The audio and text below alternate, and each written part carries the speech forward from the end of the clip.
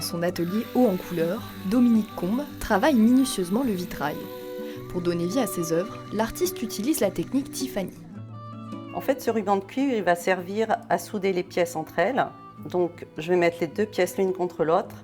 Là, il faut qu'il y ait les mêmes largeurs de chaque côté pour que ce soit bien réparti, pour souder des deux côtés, après recto et verso. Grâce au ruban de cuivre, cette vitrailliste va pouvoir obtenir un rendu tout en finesse. Ça permet de travailler des toutes petites pièces, comme vous voyez là, à ce niveau-là, ça c'est impossible de le faire avec du plomb, forcément. Et puis ça fait des décorations beaucoup plus fines, des morceaux beaucoup plus fins. Et de toute façon, on est obligé de passer par cette technique pour faire des petites sculptures plus raffinées.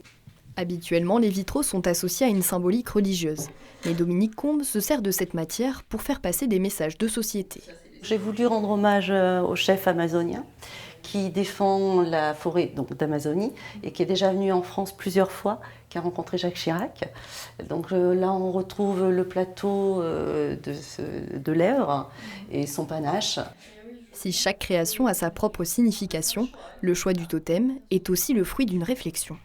Avec ces totems, j'ai voulu créer un objet nomade. C'est une autre vision, plus contemporaine, je dirais, que le vitrail qui est accroché à la fenêtre. Et pourquoi la pierre d'ardoise aussi? Parce que je suis juste à côté des ardoisières de Travassac.